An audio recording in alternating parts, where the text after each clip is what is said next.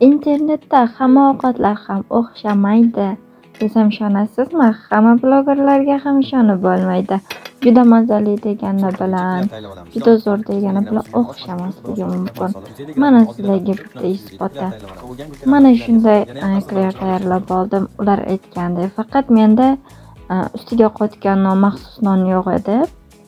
Ular aytgandek, gramm-grammigacha un, tuxum, kraxmal 1 qoshiq va tuz solib aralashtirib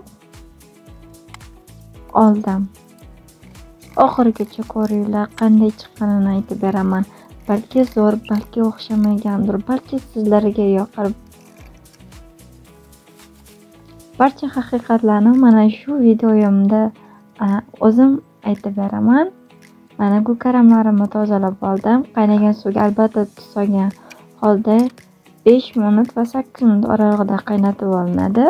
Juda ham pishib ketishi kerak emas. Gulkaramlarimiz ezilib ketadi.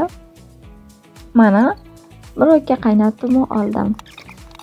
Mana plerimizaga solib, mana xuddi shu holatda, shunday suyuqlikda o'rtacha olovda qovurib oldim. Bilasizlar, biz kelinlar ovqat qilayotganda uydagilarga ovqat yoqarmikan deb hayajonlanib qilamiz. O'zgacha ta'm bo'lsin, uydagilarga yoqsin degan maqsadda tayyorladik. Mana aziz obunachilarim, endi barchasini aytib ber. Ichiga yog' kirmaydi. Yeganingizda unni ta'mi kelib qoladi va ichi ozgina ezibroq pishadi. Ishonmasangiz o'zingiz ham tayyorlab ko'ring va aytgan gaplarim haqiqatligini bilasiz. Va buni gaplaringizga to'g'ri ustozgina qattiqroq, lekin birozdan keyin bu bo'shab ketar ekan. Pishirmoqchi bo'lsa ham shunday kamchiliklari bo'lishi mumkin deb juda qani bu gulkaramda mazza ta'm, tuxum bilan onalarimiz o'rgatganda eng mazali tuxum va gulkaram.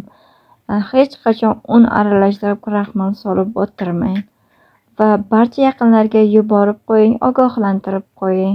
Balki sizlarga yoqar.